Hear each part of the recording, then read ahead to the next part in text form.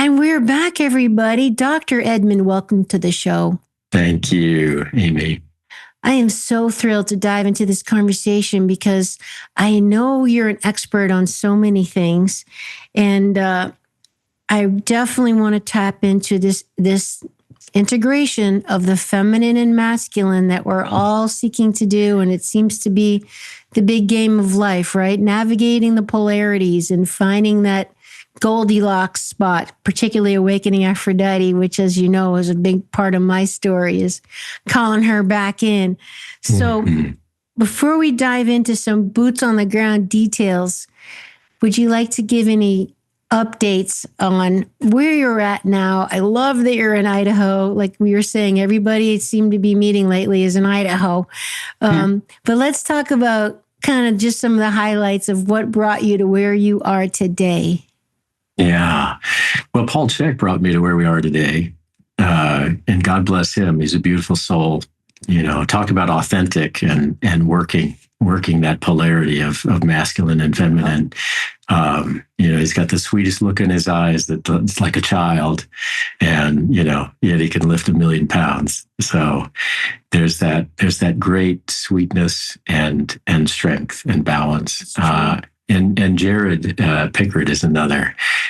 He's just a beautiful soul and a deep, deep friend, and we co-lead many things together now, which is a beautiful outgrowth of me teaching his daughter for a little while. She's a special being, and and so I've just been in Idaho. My wife and I have been married 35 years. We have a 14-year-old boy. We have dogs and cats, and we just moved into a new home. We're delighted to be in Sandpoint. It's a gorgeous place to be. Maybe the other thing I'd say is that I co-lead Beautiful Things with Jared. We're going to be together with Kyle Kingsbury and with Aaron Abke. He just told me today that he connected with Aaron, a couple of also beautiful souls, to do some in-person podcasts with a group of people. Whoever wants to join us in Dripping Springs near Austin in the end of September. And we've got some amazing folks who are going to join us on that journey. I was just telling you about some of them. Asha Nayaswamy, Joel Salatin, Del Bigtree, Gabby Reese, Eleanor Tenuti, Salim Najjar, Jason Pickard, Jared's brother, beautiful guy, Mark England, Kyle Kingsbury, and Doe Perot. And then we have those folks come and join us, and we have a members only group that's a part of this. We get together for about 3 months. So that takes place in February, March, and April of 2026. And then there's this in-person event that's going to be in Austin, and that'll be in the end of September with Kyle and with Aaron Epke. And so the work that we do is often connected to Rudolf Steiner and often the law of one, the raw material, if you're familiar with that work. Yes. Both of those teachers have been in my life for 40 years since I was an 18-year-old, and now I'm 58. So it's been a while. So the only other thing I think I've got going on aside from my client work, I work with private clients online, doing both therapeutic and spiritual consulting, and sometimes those things run together, as you can imagine. I lead darkness retreats and with a really good friend of mine, and that's going to be in Aspen on October 2nd to the 6th. And so it'll be a process intensive, working deeply, and there'll be 36 hours of darkness as a part of that. And we'll be supporting individuals to do that. That is so intensely intimidating. I mean, 36 hours of darkness. I'm I'm quite familiar with the whole darkness retreat idea. And wow, does that freak me out, which means I really should do it. But oh my gosh. Sign you up. You up. And you know what? Most people feel that way. You could. You can. And we had to talk people off the ledge, in the first place, just in terms of, they don't have any frame of reference for it.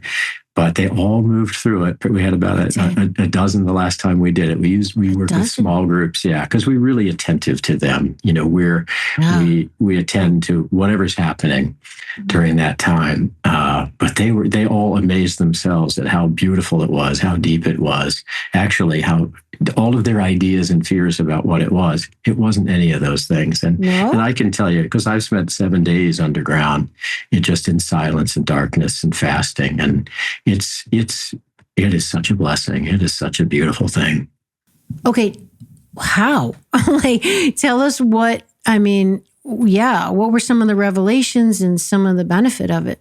Yeah, well, I guess I'll just jump right in then, because you're Awakening Aphrodite, right? You got it. So that's what we're all trying to do here, Edmund. Yeah. So I went into the retreat. This was over at a place called Sky Caves in south of Ashland, Oregon. A guy named Scott Berman runs that place, and he's got about a 4-year waiting list to get into these underground spaces. And I was able to come in with no expectation whatsoever, which is a beautiful thing, and then just see what arises. And one of the biggest piece that arose grew out of a dark retreat that Timothy, my best friend, and I had led, where there's a man named Eduardo Duran who wrote an awesome book. It's not really a book; it's real. He wrote it sort of as fiction, but it's called Buddha in Redface, and it's about his teacher, his native teacher in this country. And after he got his clinical psychology doctorate, which is similar to what I did, I actually ended up working under his spiritual uncle, a guy named Dr. Bob Morgan. And so right when he wrote this book, Eduardo, his uncle gave me that book and then gave me some other works that he had written about intergenerational oppression, for example, for Native Americans. Yeah. And he and his wife, Eduardo and his wife, had written the classic text really on working with Native Americans in a therapeutic context. Wow. The start of which is they need to have a dream about you and you need to have a dream about them, or they won't come and see you. So the dream time is essential. And that played right into darkness and the work that Timothy and I had been doing on our own with darkness, in our own quiet silence and darkness. And then we realized, why don't we offer this to other people? This was a few years back. And so after reading that book, 2 of the characters there, one of them was called the Bald Nun, and the other one was called the Quiet One. The Quiet One was a man, but he was able to completely integrate his feminine side. And the Bald Nun was a female who completely integrated her masculine side. And the idea is that two-spirited nature allows us to restore ourselves to what the original human being was. The original human being was both sexes, but really neither. He, she, it, they. It was a hermaphroditic existence, right? And yet there was a third part that goes beyond that duality. When you're able to unite those two, a third arises in that space between those two apparent dualities, and the paradox disappears. And then I realized I would like to support men in particular to find this feminine aspect of themselves, like the quiet one. And so we had a men's council. Timothy and I started a men's group in Santa Barbara and Los Angeles about probably 15 years ago. And we would train the men and have a kind of induction process for 11, 12, 13 weeks, and then just set those groups free to work on their own for as many years as they wanted to. No fees associated with it. Just this is how to build a container and be together as men. And as part of that, we built a men's council that would oversee and support all those different men's groups.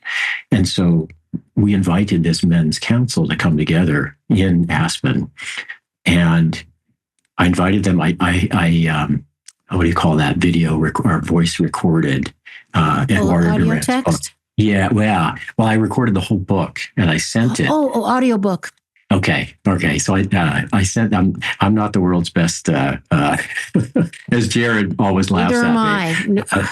he says, how can a guy so smart be so stupid? And I'm like, well, technology is its own beast. It is. But I was able to record that on my iPhone. And as I recorded it, being in northern Idaho, where there's wolves and grizzlies and coyotes, coyotes are a part of the book in a big way. And coyoteing is everything that in the native world happens. Everything is a verb. And so we're humaning, and a coyote is coyoteing, and there aren't any nouns. Everything is in motion and action. And Steiner has the same picture of the angelic realm. Rudolf Steiner suggests that angels speak in verbs, that everything that they speak is already in action. It's in motion. And being a gym teacher for a lot of years and an athletic director, I've always sought to, how do I translate theory and philosophy and esoterica in right down through the toes? And how do we develop practices where we can experience these things on a sensory basis, where we can feel them?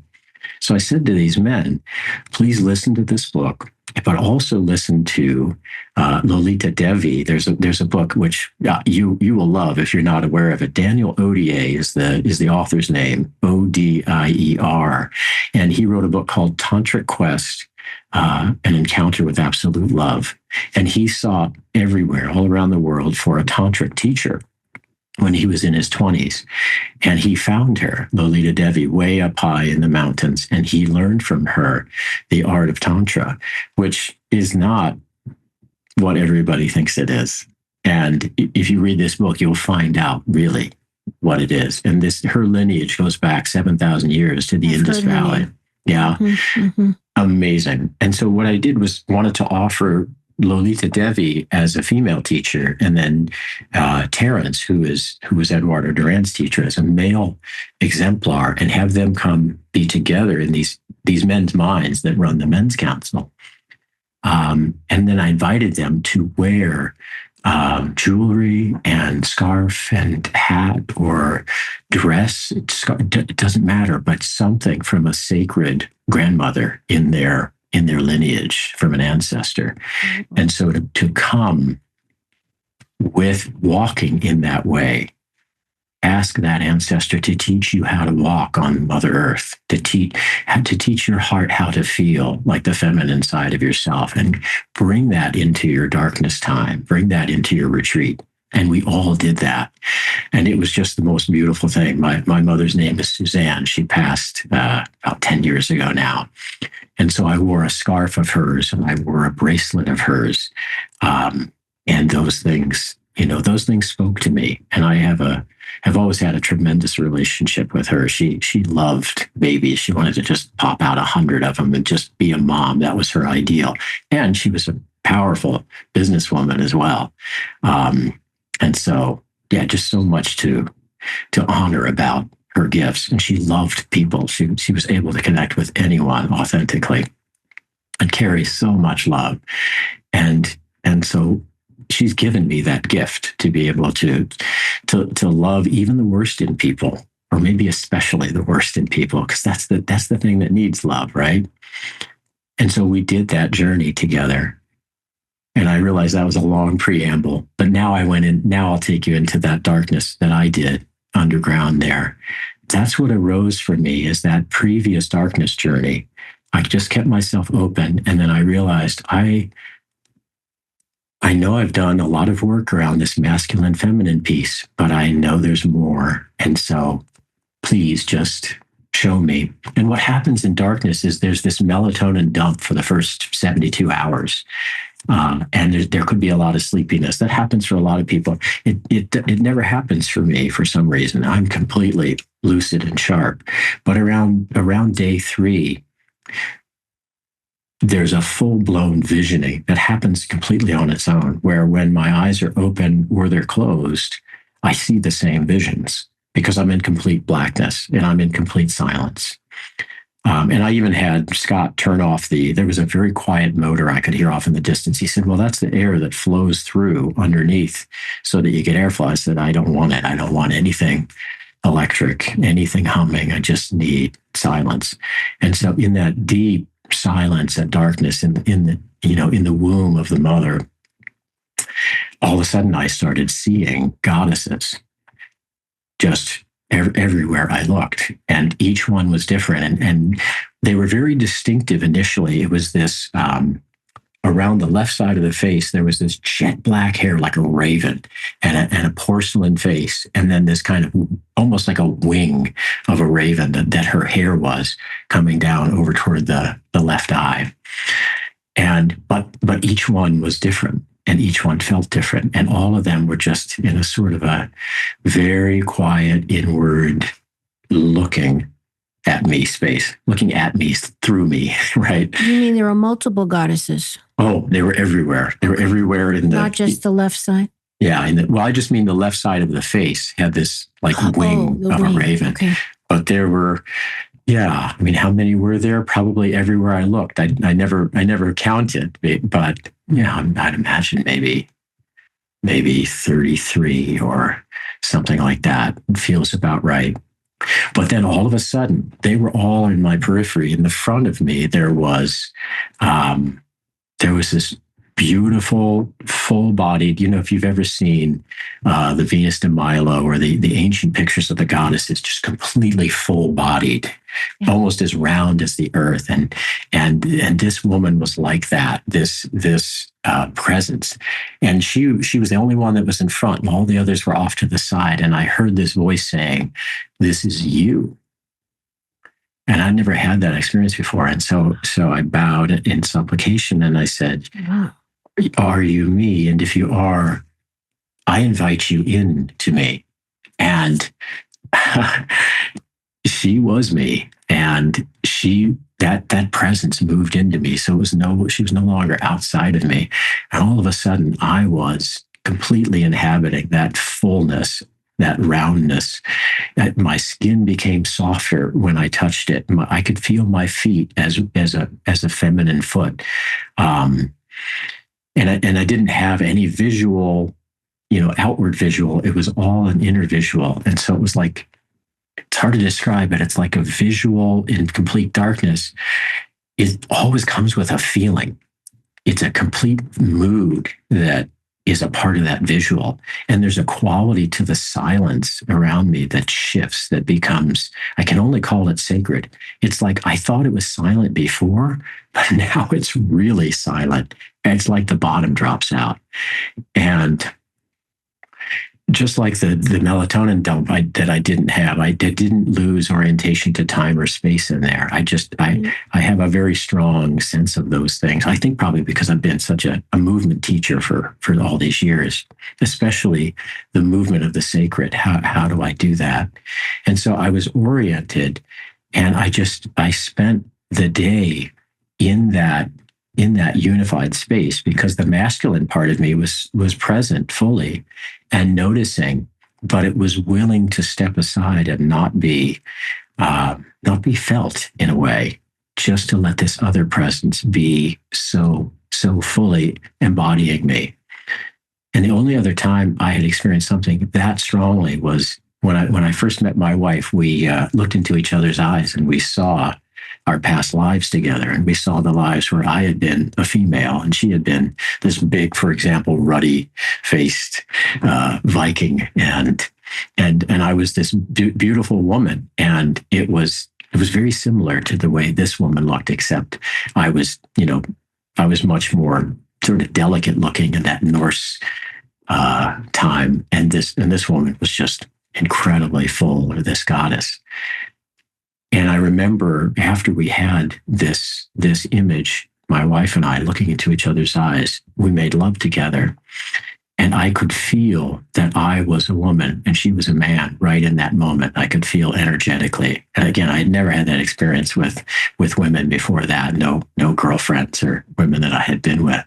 And so I recognized that we have such potential when we unite with people that we love, and when we're open and trusting, and we feel safe enough to be vulnerable and to explore things that are completely unusual. And then I met a woman named Jenny Wade, who wrote a book called Transcendent Sex. And that's an amazing book. she's a genius herself. She was my dissertation preceptor when I started to write a dissertation, and I was writing my dissertation on the qualitative, the phenomenological experience of space, and everybody else in the room's like, "Why are you letting him write on that?" Like, we wanted to write on cool topics, and she's like, "He's going to have a hard time." And she was right.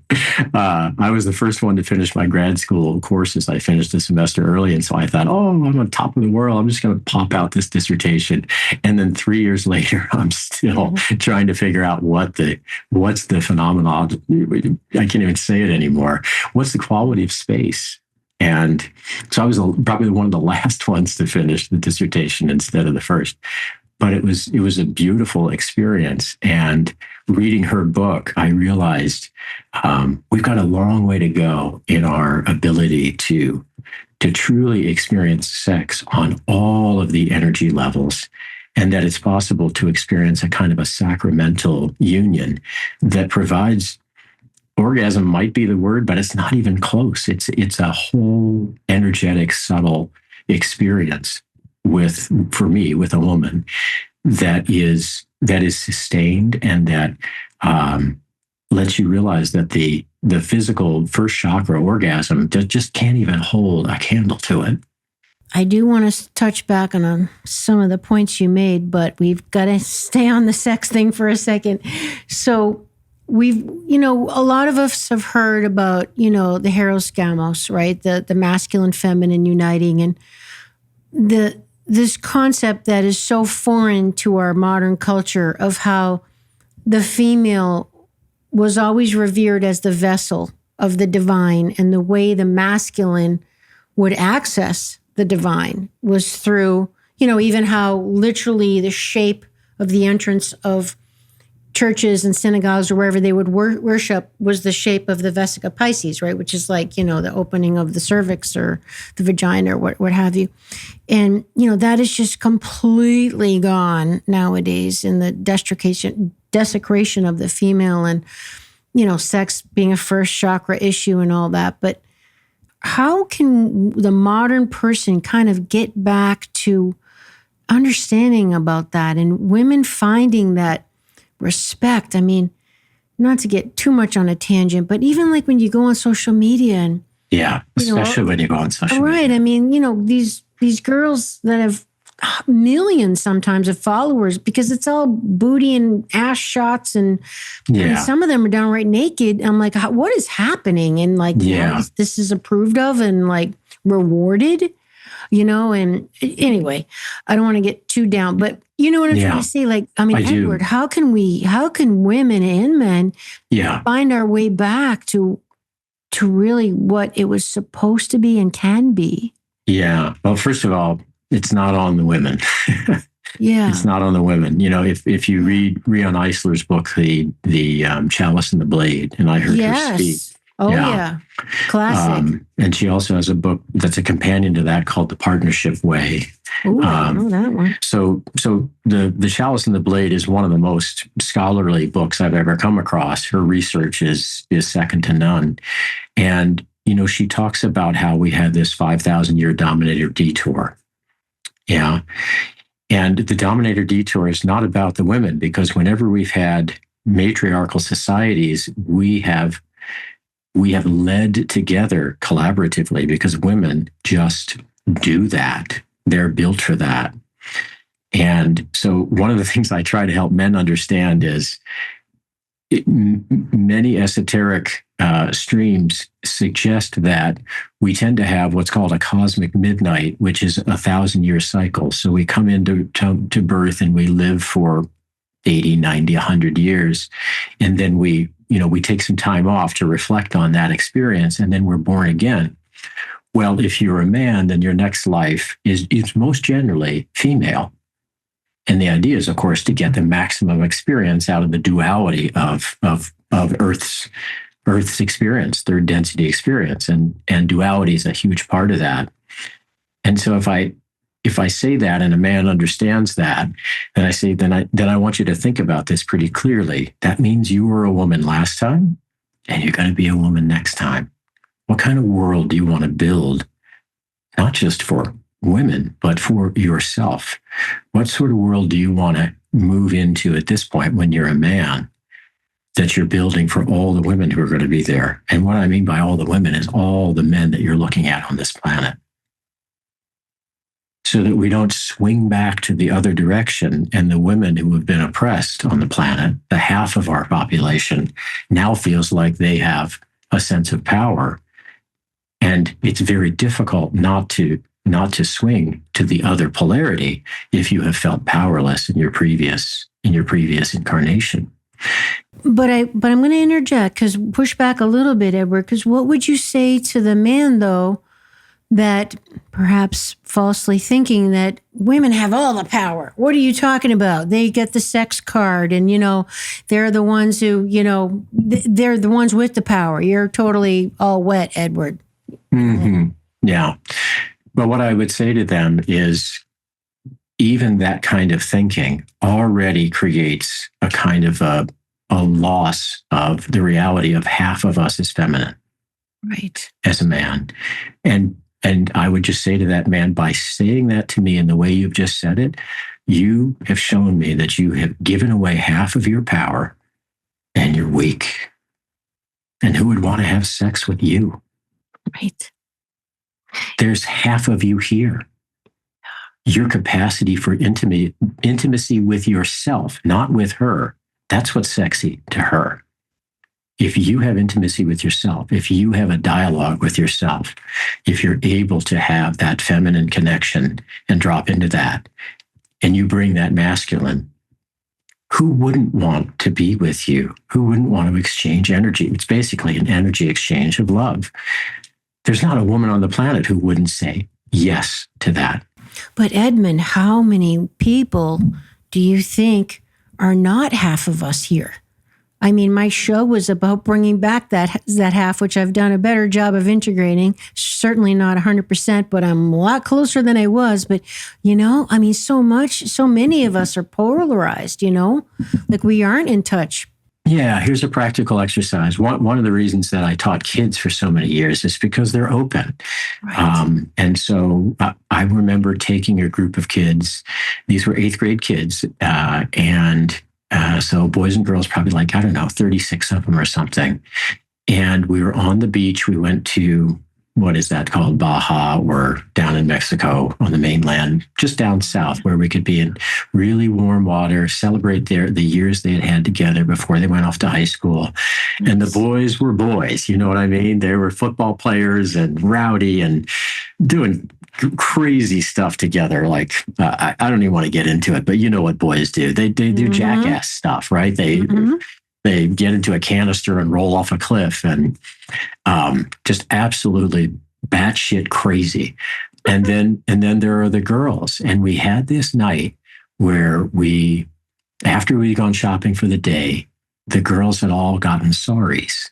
So they had these beautiful saris wrapped around their hips. Nice. And these girls were just drop dead gorgeous, and the boys were strong. I mean, it's kind of like Garrison Keillor, where all the women are strong and the men are good looking. Nice. And there came an opportunity, because I had worked with them for enough years, to invite. The guys did their thing where they started objectifying the girls, walking in their saris because they were gorgeous, and they're walking on the beach and they're wearing a bikini, and I noticed that they were giving away their power. The girls were? No, the guys. The girls were 100% in their power.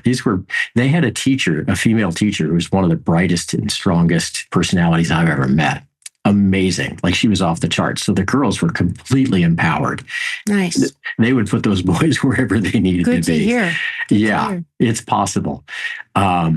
And so as the girls were moving in this way, the boys, I recognized they were really disowning their power. They were not understanding that all of this beauty that they were looking at is inside of them. Right. And they were missing it so much. They were projecting this onto the girls. So I went over to the girls and said, hey, would you guys be willing? It's so funny, we call girls guys, right? Yep. Would you guys be willing to teach these boys how you walk? And they said, yeah. So they went over to the boys and basically corralled them, got them into line, and the boys started practicing. And first, being boys and being stupid, Yeah, they were just kind of goofing off, making fun of it. Yeah. But all of a sudden, a couple of those guys started noticing something about themselves. And first, just to be a jerk, they wanted one of the saris from one of the girls. So one boy put it on, another boy put it on, and by the time the biggest, big football guy who could take everybody else out put it on, they all put it on. And then now they're all walking with saris on the beach, and they're in it. They're in it, and they were beautiful. So tell us, Edward, what was happening? They were just embodied. They were in their bodies, the way they were walking. They were walking sensually as they would as a feminine being. They had watched the girls walk. They had loved that walk. They had wanted to possess that girl. But now they're realizing, my God, I can walk like this. I can feel like this. And the response of the girls is respect. Respect. Tell us why. Because they recognized that this was a big stretch for these guys. This was these guys being vulnerable. I was just going to say, yeah. And so there was a connection that was made between these individuals that had never been there before. There had been a big dichotomy between boys and girls. And I can tell you that as a physical educator, one of my lifelong paths has always been, when I was raising these kids in movement, was never to treat a girl as a girl and a boy as a boy, but every activity is open to everyone. You want to wrestle? You can wrestle. You want to do belly dancing? You can belly dance. So I would bring in belly dancers, professionals. And if boys wanted to do that, they could do that. And the smart ones figured out, I can learn this lesson from the back of the class, and I get to watch all these beautiful, colleagues of mine move as well. So I get to move. Nobody has to see me not moving well at first. But then eventually, there's a saying, never give a man a sword until he learns how to dance. Yeah. And that Celtic saying is not just a physical sword to be a warrior, but there's another sword that a man carries that we all know about. And you need to be able to dance and connect with your partner before moving into that space. That should be the last thing that happens. The first thing that happens is a kind of spiritual, a sacramental intercourse that takes place. Are the two of you aligned in that way? And then if you are, then keep going. Start at the top and work your way down. Then move into your ideas. How does mentation occur from you? How do you create things? Are you flexible with your ideas if he or she, your partner, has a different idea? Are you willingly admitting that you're wrong when you're wrong? Do you set an intention to do it differently? And then what's your communication? Once you drop down into that energy center, how well do you communicate? How skilled are you? Are you spontaneous in your communication? Do you share the non-share, the thing that you don't want to say? Do you ask for a redo when it doesn't come out the way you wanted it to? Do you give each other grace in that way? And then in the way that you love each other, is the love a completely open and free kind of loving? It's really, what is love as a movement? What is it as an activity? That's what I always invite people into, because I say, do you know what love is? I ask clients sometime. And when they really stop and think about it, I say, well, why don't you give me an example? They say, I have no idea. I never actually thought about it. Yeah. So how does it move? Right. And then dropping into their emotions. How do you express fear? How do you express sadness? How do you express anger? Each one of you as a couple get to explore that with each other. What happens when you go under stress? And then the power center in the Hara, which is the point in the Dantian. So from that power center, do you want to possess the woman that you're with? Do you want her to possess you? Are you fearing that she'll possess you? Or are you fearing that you possess her? So if you're living in any kind of fear of being possessed or desire to possess, then right use of power is not at play, and it's not time to have sex yet. But if all those energy centers line up and you're in alignment, you're in harmony with your partner, I'm just talking from a male perspective now, then you can drop into the first chakra, which is around survival and safety and then sexuality. And that's the order it should go in as far as I'm concerned. Because if a woman doesn't feel safe, You might as well be making love to a beach ball. She's not present if she's not safe. She's not open. And there's no healing and blessing that can occur from a woman. And there's no energizing that can occur for the woman from the man. And so there's a sense of survival. Am I completely able to exist here and bring my full feminine presence? And I would say the majority of women have never experienced safety with sex.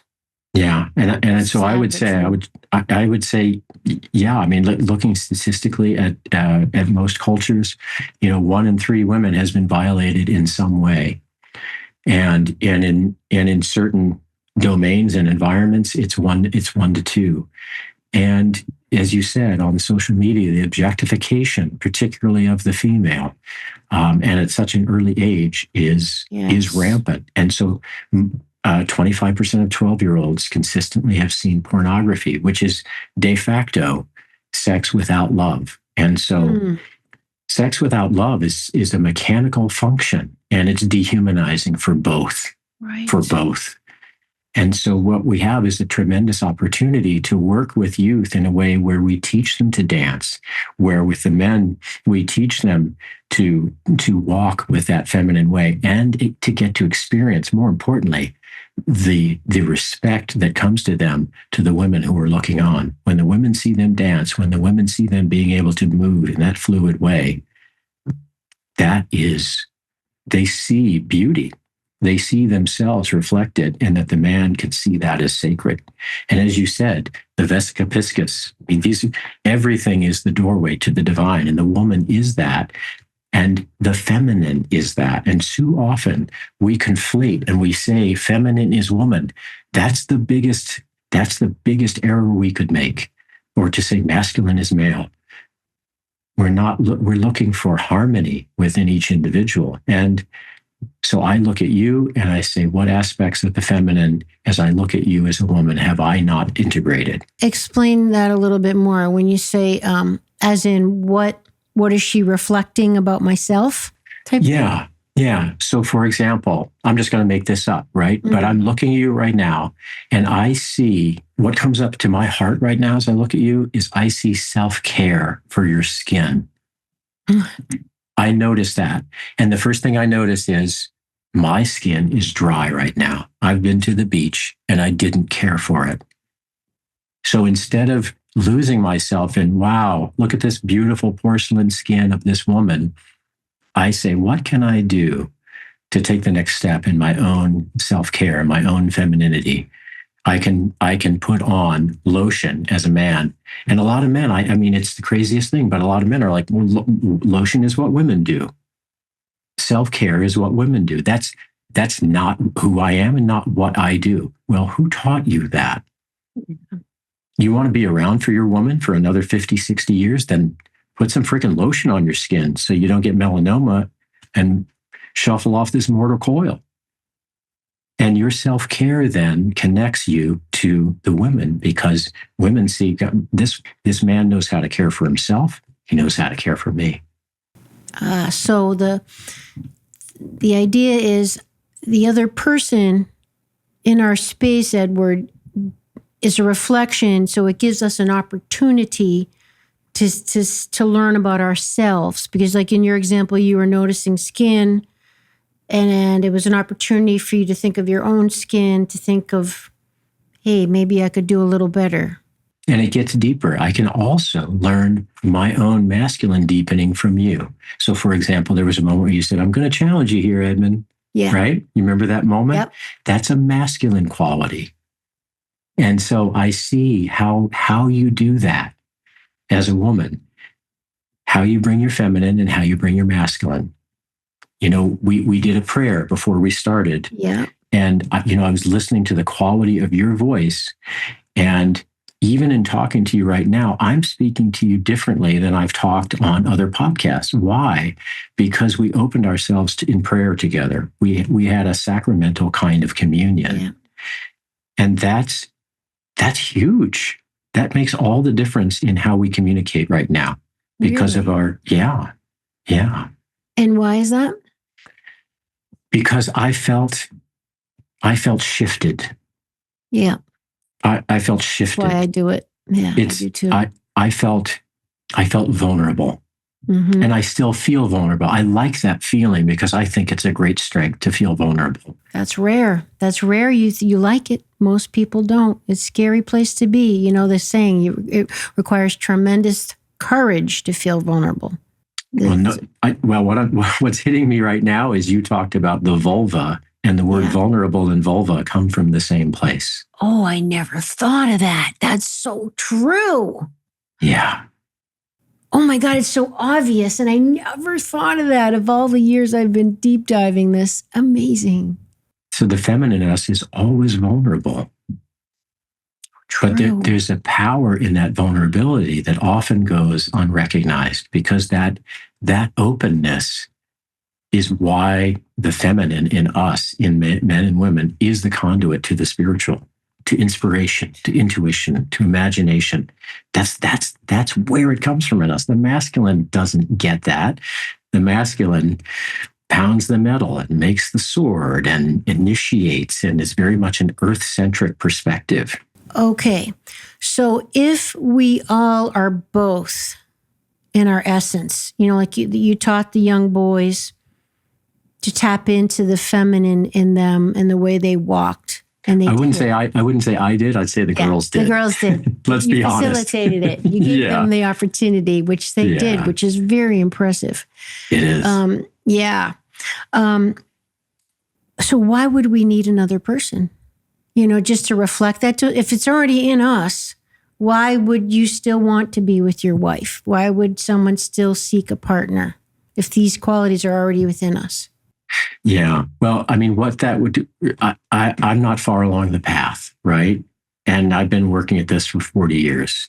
And so I am under no illusion that I'm an island unto myself and that I don't need a partner. There may be some individuals on the planet who are, but I got to tell you, I haven't met any of them yet. I haven't met anyone who's not single. Who is fully embodied at all times in their fullness. As a hermaphrodite. Yeah. I just haven't. And I'm not saying they're not present. I'm just saying that I wonder if it's possible. I don't even know. I know it's possible. You do? I know it. Yeah, because what I would say is what I have experienced is moments of mastery, moments of oh, this is it. And Edmund, be careful not to hold on to this, because any sense of trying to hold on to it is to strangle it, is to kill it. Grasping and clinging. Mm-hmm. Yeah. Mm-hmm. And so that's not living in trust. And so how can I just be with this when that grace comes? And as long as it's here and I'm in that space, wonderful. And then my 14-year-old son says something crazy and I'm in a different world again. He's going to knock you out of it. That's over. Yeah. Well, I wanted to ask you back. Okay, first of all, we're definitely circling back on the darkness thing because I can't let that go. I've got more questions on that. But you mentioned with the two-spirited being, which I'd like to get into more because that's basically what we're talking about. There's a third entity created. Can you expand on that? What do you mean a third entity? So my experience is in my world that that I have a feminine teacher here and I have a masculine teacher here. And directly behind me and up above higher than those two is a teacher who's completely unified. And when I need support from the feminine teacher, then that's here. And when I need support from the masculine, then that's here. Because they're not embodied, it's not a female teacher and a male teacher. It is an archetype. Yeah. So an archetype is more. I mean, even to say a goddess is a woman would limit that feminine nature of that archetype. It's so much more than that. That being is so much more than that. And so when those two are able to be, when I can balance them enough in my encounters with human beings is really the way to say it. When I'm with my wife, when I'm with my son, when I'm working with people, working with clients online, then there sometimes is this moment when I feel the presence of that unified being that is behind me.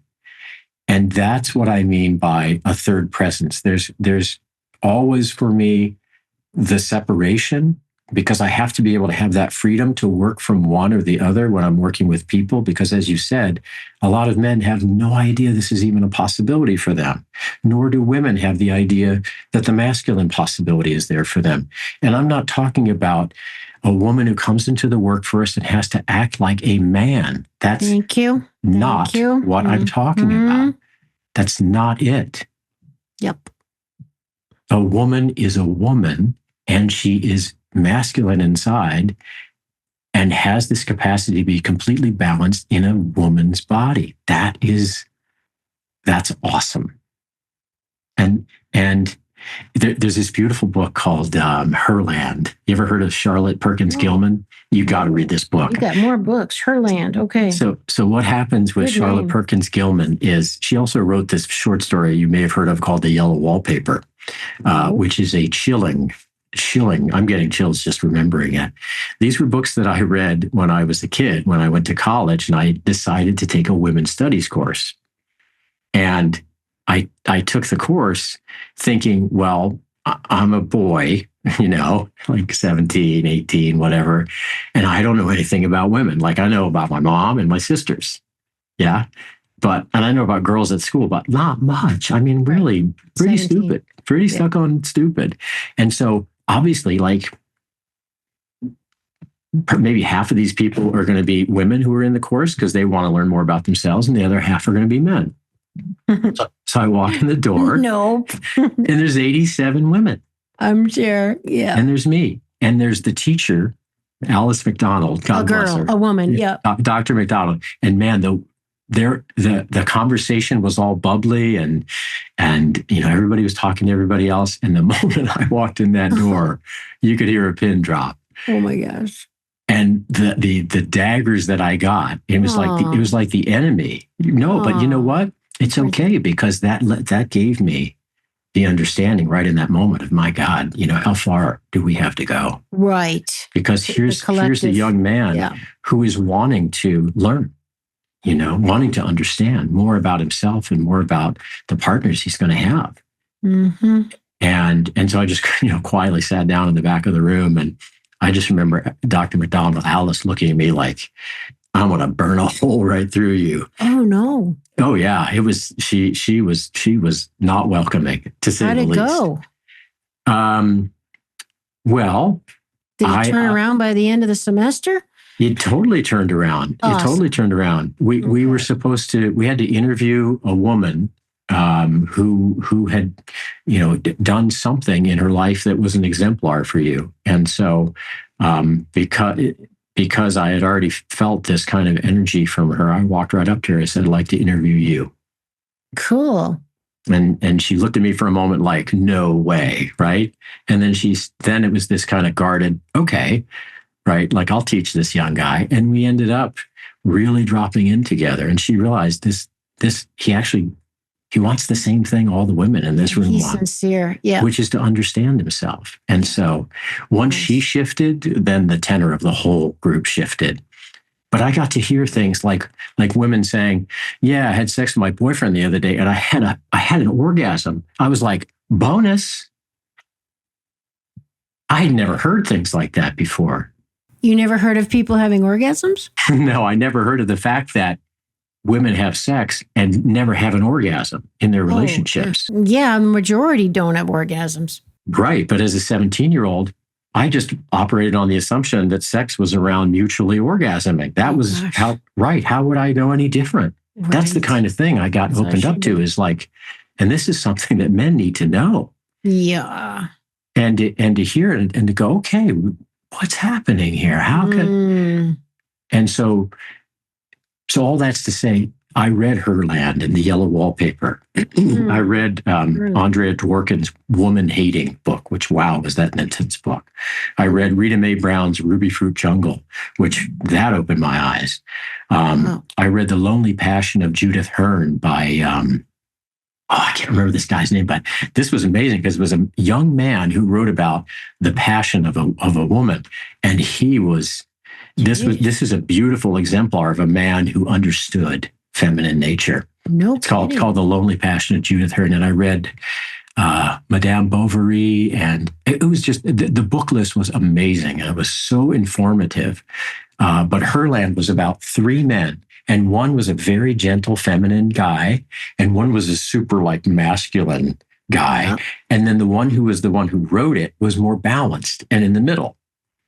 So kind of this picture I was just telling you about, having a feminine presence, a masculine presence, and then a balanced presence. That's the threefold nature. And they go into this Amazon jungle, and they come upon this tribe, and it's all women. Oh, and these Amazons. The women have figured out how to create parthenogenesis, which means to have children without men. And so it's written from the perspective of this balanced guy, but he brings the perspective of this masculine guy and the feminine guy. So all of those voices are present in the telling of their experience with this group of women. How cool. Is awesome. I kept that book. I still have it. Herland. Yeah, that's Herland. Yeah. And the yellow wallpaper's the short story. And that's more around a woman who was very bright. She was a writer, and her husband was really threatened by that. And this happened to a lot of women. They were given forced bed rest for their own good in order to quiet down and calm down because their minds were too active. And Jesus. When a man had that happen to him, if he was sort of getting nuts, what society told him to do, this has been for the past hundreds of years, is you got to get out and, sow your seed, wanderlust, get out into nature, ride horses, take risks. Now, why a woman wouldn't need that, I don't really understand, right? Why would you lock her in a bedroom? And literally, that's what happened, and enforce bed rest until they went absolutely nuts. And the man then said, see, she was crazy. She was infirm. And so it tells the story from the perspective of inside that woman's mind of being in that place. And Perkins Gilman was an advocate for sure for helping us to understand the feminine psyche in both of us, right? So I'm going to have to research him. Perkins, what was it? Oh, Charlotte Perkins Gilman. That's Charlotte. That's a her. Oh. Yeah. The young man, I think his name was Brian something. It's been so long, and I gave that book to somebody, never got it back. Wow, I can't believe all the books. Oh, those are, yeah. This is incredibly inspiring. So, all right. And like Emma Jung, you may not even know this, but Emma Jung is Carl Jung's wife. She was a trained analyst herself, and she wrote a book on this very topic called Anima and Animus. And she talked about there you go, the two aspects of the human being. And she also was very, very connected to the myth of the Holy Grail. And so she wrote on that as well. Okay, I'm going to have to definitely get that book. And then Jung had Toni Wolff in his life. Yeah. And Sabina Spielrein. And those women were analysts. They were powerful thinkers. They're often just sort of looked at as lovers, but there's so much more. They were protégés. Yeah.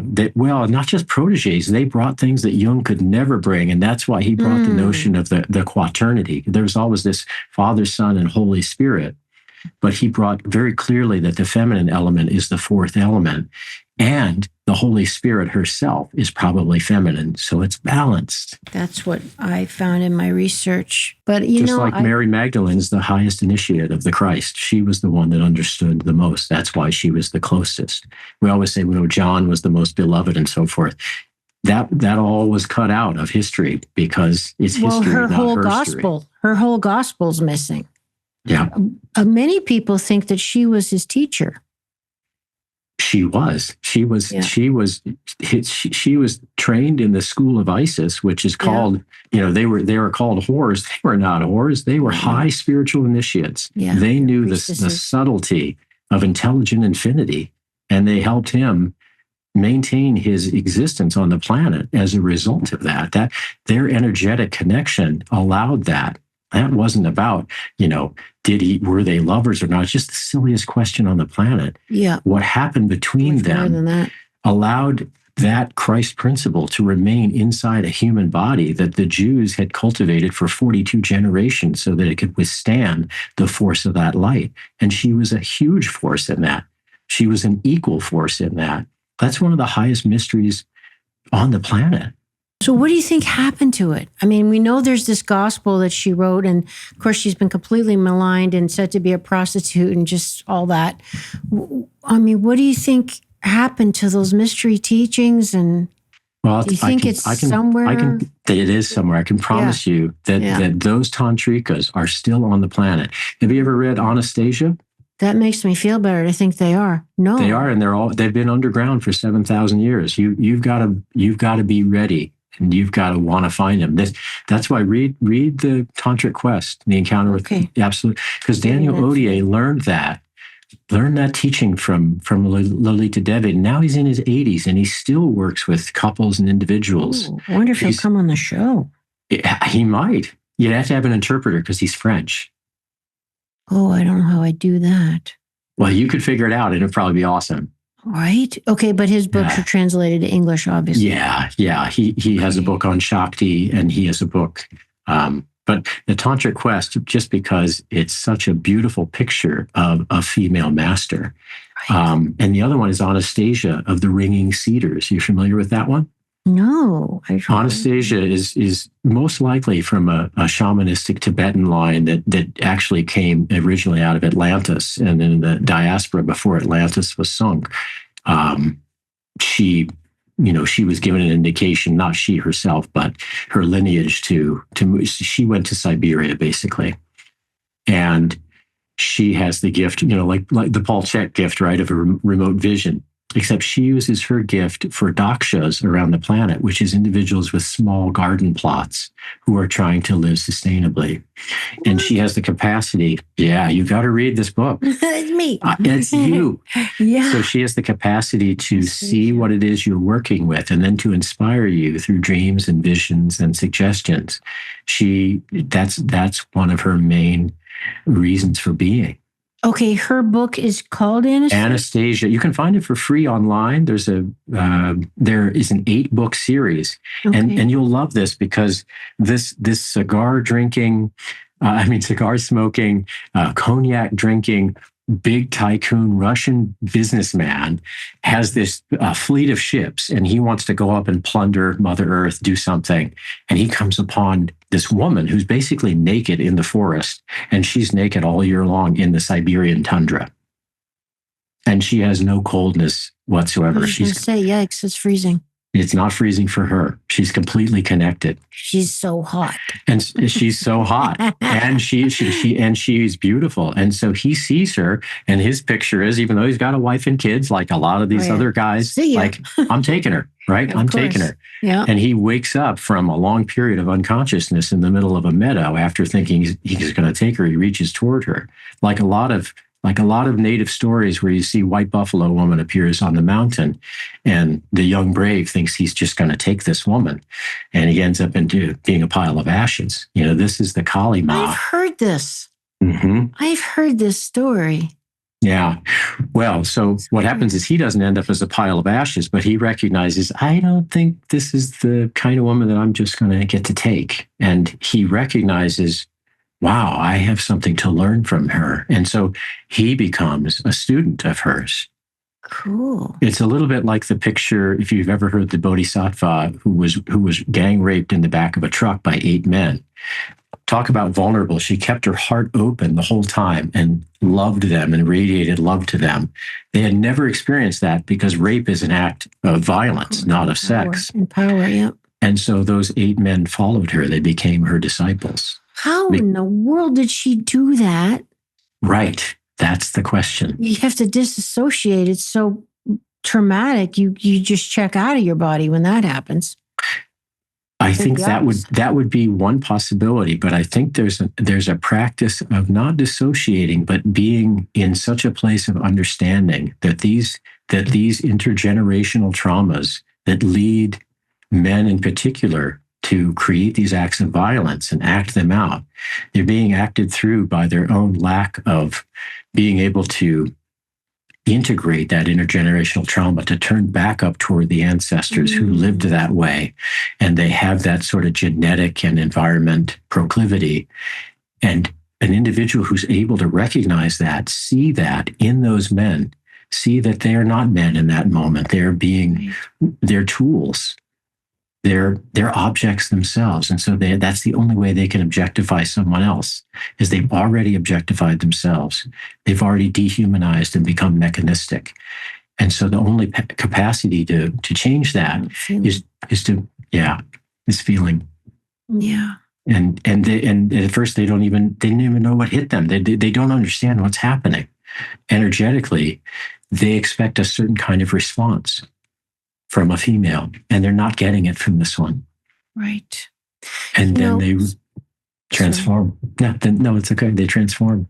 So much of what's going on in our culture, Edmund, is just people don't have the capacity to hold their feelings and channel them productively or properly or whatever the word might be. We're not taught how to handle our feelings. And, Awakening Aphrodite was a road back to the feeling body. And, the 4 functions of consciousness. Thinking is opposite of feeling. And, that we're thinking so much that the feeling just completely is out the window.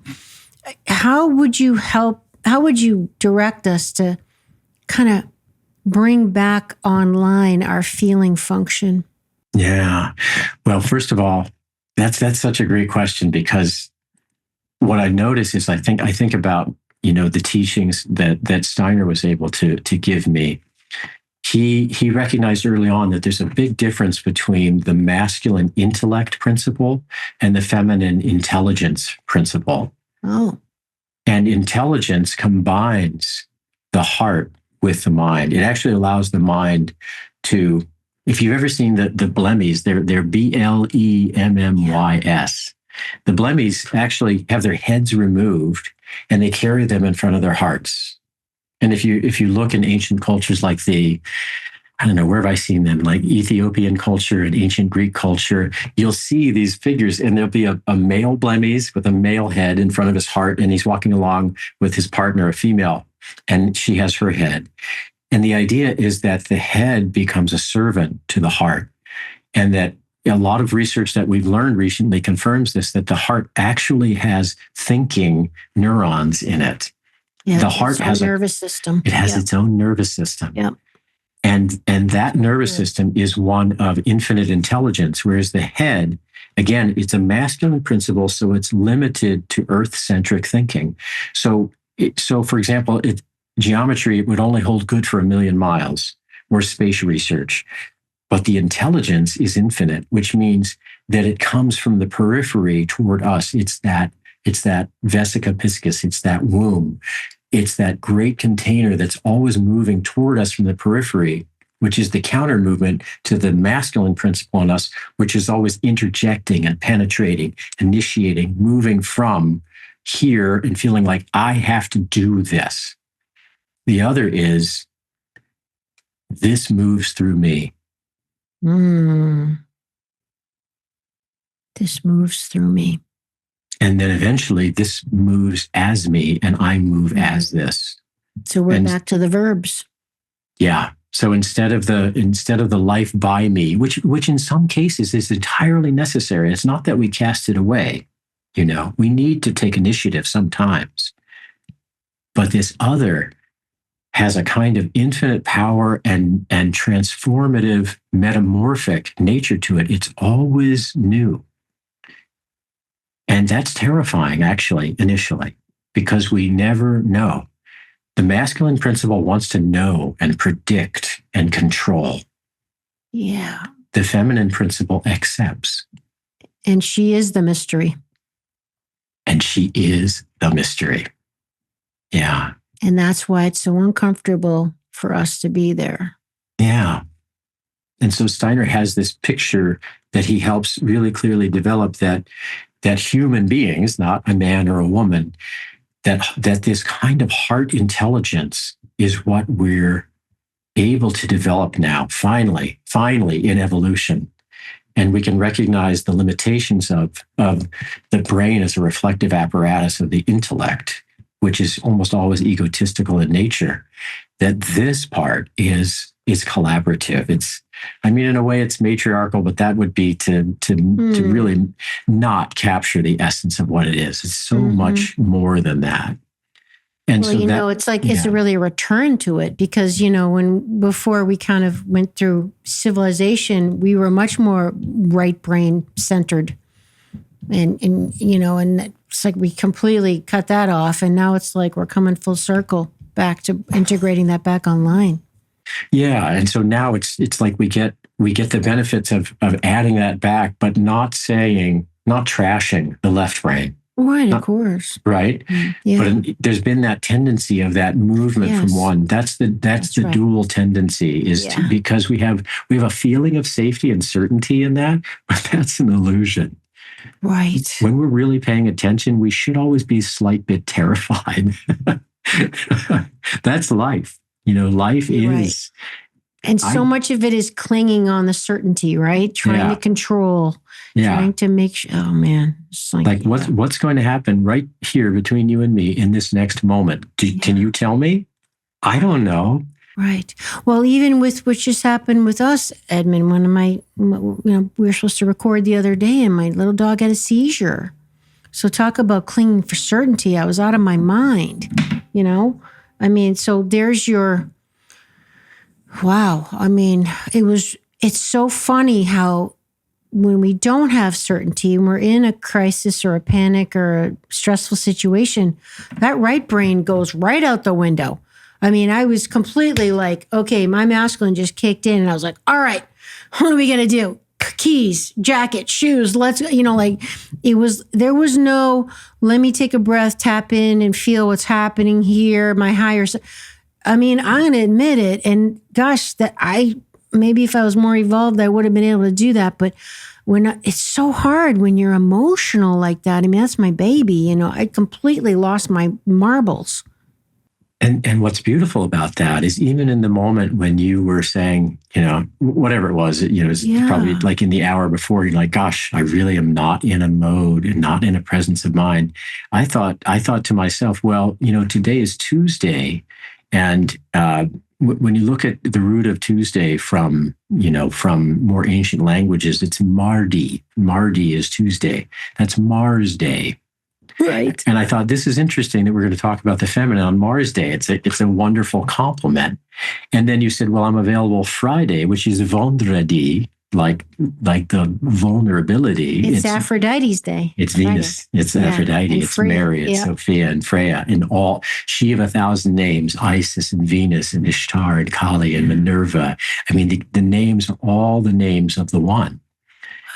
And I thought, well, that is absolutely perfect. And here we are. Amazing. And the feminine force in both of us is the force that's open to recognizing that in the moment when your dog is having a seizure. And my dog was dying in that moment too. And so there was something happening for us. And so our ability to be open and trust that, of course, we're not meeting right now.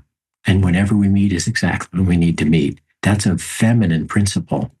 But where was the feminine principle, Edmund, when I was panicking and to trust?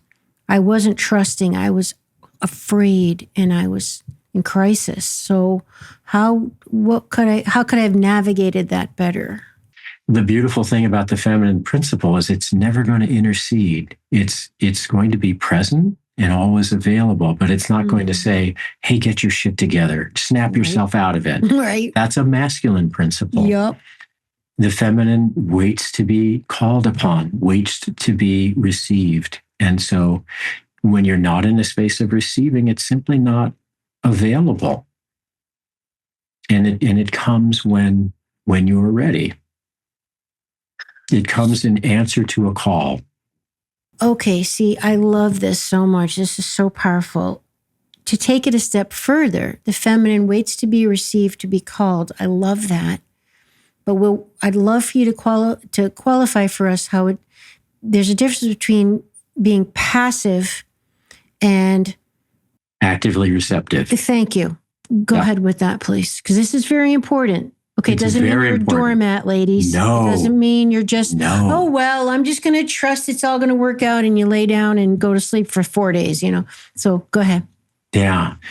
Let's see, what would be a good grounded example of this? This is such an important clarification.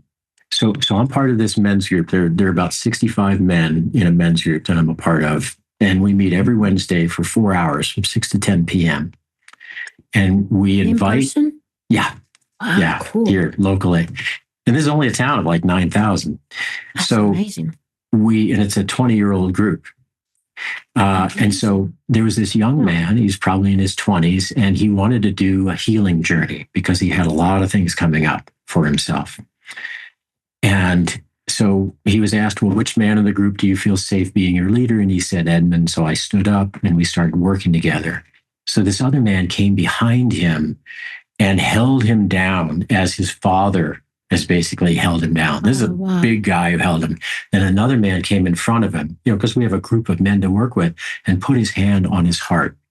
Oh. And the man who was in front of him has a beautiful relationship with his son. And the healing work that this young man wanted to do was around his father and the fact that his father's just never been present for him, never been, just always had a steel wall, not even a brick wall, cold steel wall. And I did my best as a leader to use my words and my guidance to help him drop into himself and find relationship with his own inner fathering, because his father is unlikely ever at this point to shift. I'm an eternal optimist, so he certainly could. And the man in the front kept his hand on this young man's heart the whole time and never said a word. And then when we sat down together, the young man said the greatest impact that he had was not all the words that I brought and all the sort of skilled verbalization, which is a very masculine thing, but the hand that was on his heart, he said, was completely paying attention to the movement of his blood and his breath, and moved the amount of connection and pressure or lightness based on being so present to that. That is a feminine quality. Not a word is exchanged, and transformation occurs through being met on a bodily level at the deepest. Do you mean the person level. Holding the hand was feeling energetically how much pressure, or the person receiving it could? Both. Yeah. Yeah. The person receiving they had it a relationship. He was in his process. So his breath was erratic sometimes. It was deep sometimes, shallow sometimes. And this man who was in front was completely connected to all of that and patiently attending and following it. And this guy's a cement layer, right? Like he's a dude. He's not, but his feminine is completely, and he was transformed himself by that experience. He dropped in so deeply by being present to this young man. And he'd recently gone through a divorce himself. He gets his son half the time now. He loves his son. Yeah. The depth of pain there. I was going to say a lot of pain. But he's able to transform that into a kind of healing that this young man can heal himself. And this is the blessing of bringing men together who are willing to do this work and who are willing to access felt senses, share their feelings. One of the things we do as a men's group immediately is all share how we're feeling. That must be hard. It's easy, actually. But you hear that, I don't know how I feel. They can't articulate, right? These 65 men all know how they feel. And it's actually just a lie that we don't know how we feel. We just think it's weak to share Okay, but wait a minute. Then are you preaching to the choir and the kind of men that be attracted to that type of work? You know what I mean? Of course. Like, how many times do I even hear a week people say, I don't know how I feel, or people don't feel. They're just cut off. Yeah, I get that. And it's not to say that sometimes there's not a numbness, right? There's not, I don't know what I'm feeling. All of that's welcome.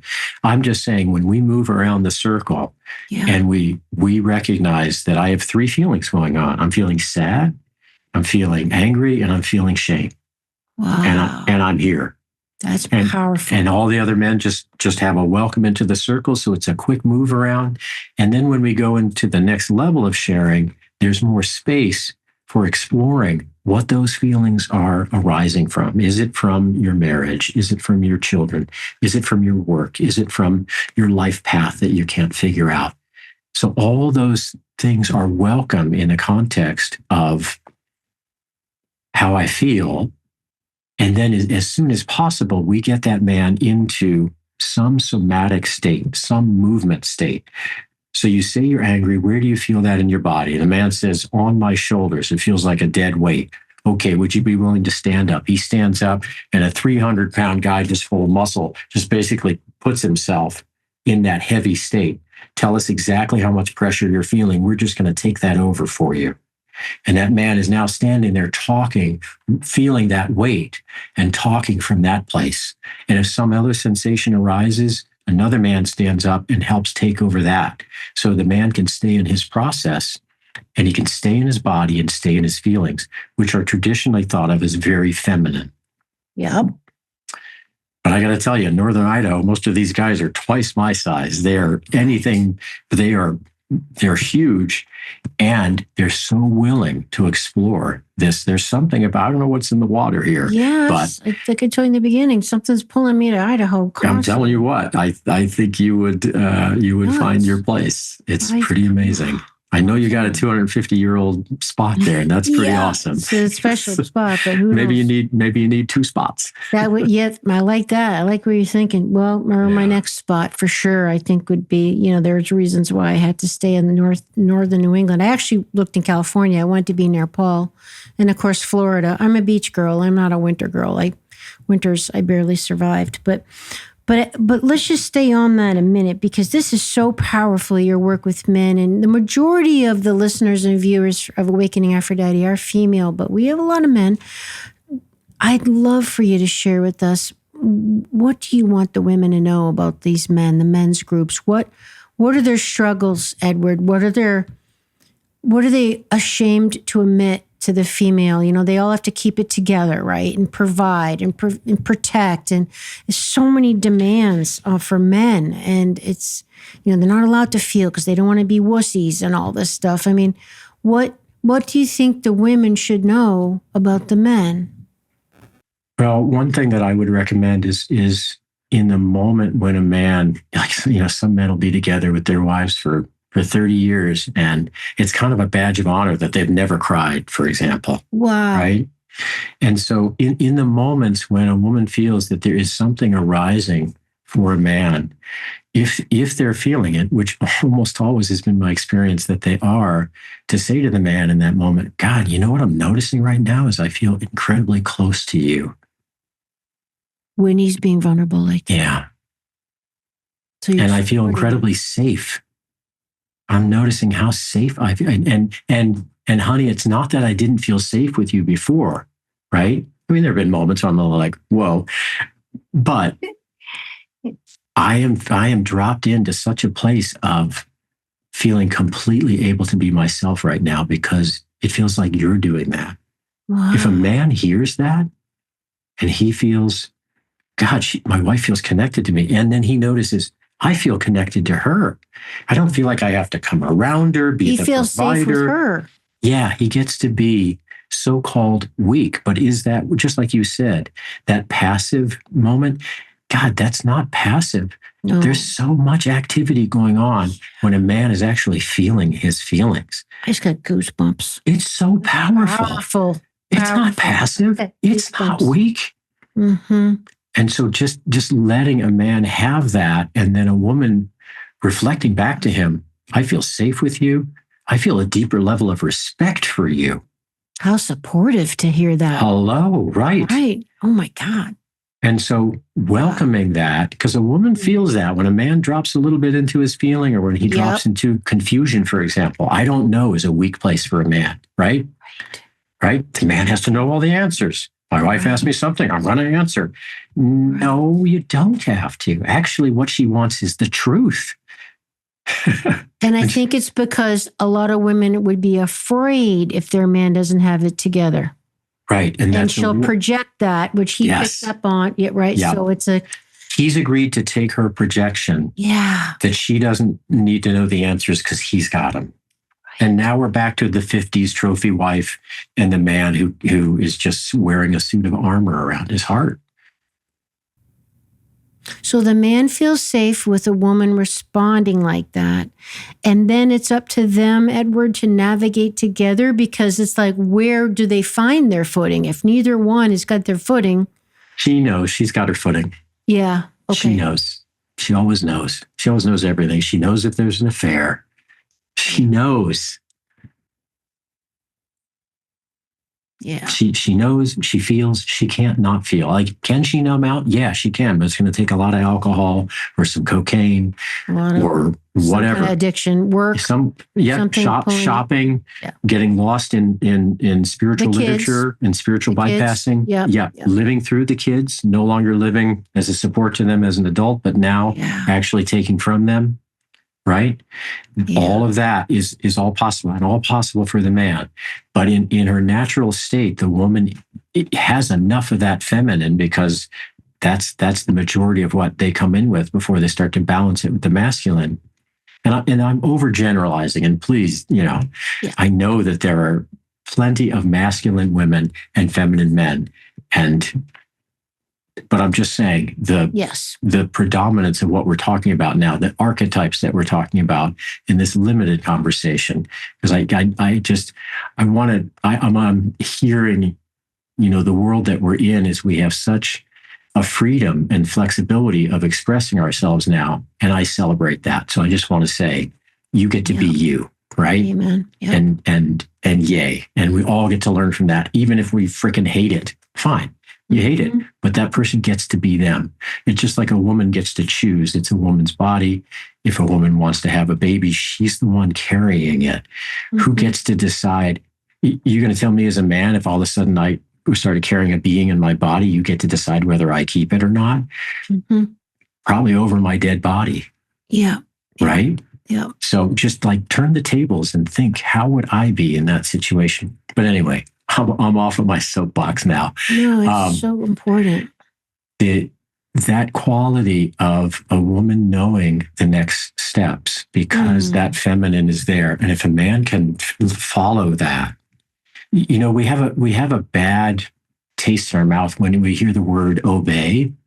But the word obey literally comes from Latin, which just means to listen inwardly. Really? It's not listening outwardly. I never would have thought that's the definition. Right. Well, we've denigrated it to say you have to obey me. We've made it very masculine and very authoritarian. And it's not. Yeah. It means to listen inwardly. And so when that man is in that place, he's already dropped in inwardly. If he's feeling, he's already dropped in. He's feeling emotions. He's starting to feel sensations in his body that, oh my God, I've never felt that before in that place. Like I didn't even know my solar plexus existed, or wherever it is, right? A man has a kind of a womb space himself. A man has a kind of a cycle himself, as a woman has a moon cycle. These things they're real and they're present. And we do well to recognize them and start working with them actively.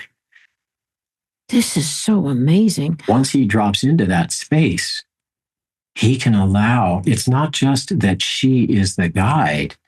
He starts to recognize, there's guidance of the feminine from within. But initially, he's going to need her to reflect that and to articulate that, because he's not going to be able to say out loud what he's experiencing. He's going to be so in the experience that he'll need a guide, and that's usually his partner. And that's done, Edward, by her asking gentle questions. It's called the Socratic method. And it's just what you said. It's you learn how to ask better and better questions. And so he answers for himself. She's not telling him anything. That will take him away from. And the tendency will be, because she will know or think she knows. And a lot of times she'll be right. But it's not about knowing and being right. It's about him knowing. Right. And him finding his way to it. You want to teach him how to fish. You don't want to throw fish his way. Once he eats that fish, he's going to come back to you for more. Now you're a slave as the wife to being in that role. Plus, that's a hierarchy. That would produce a hierarchy. Like she knew it came from outside of me. The onus of control is not internal, Right. It can come from me. Yeah. And she would then be going away from her own feminine power by doing that. She would assume a masculine stance in that moment, and not a mature masculine stance, but an immature, which is to say, I got to do this for him. No, that's what a lot of men sink into, is they become the fixer in their marriage. Yeah. They become the problem solver. And this is devastating. That's as bad as a man being in a work situation, it's very much about content and transaction, and then trying to take that efficiency of communication into a relationship when he gets home with his wife. Right. That's deadly. For sure. It's not about efficiency. Relationship is about, it takes as long as it takes. It's about process. Not a timetable. Yeah. There's no timetable. There's no time.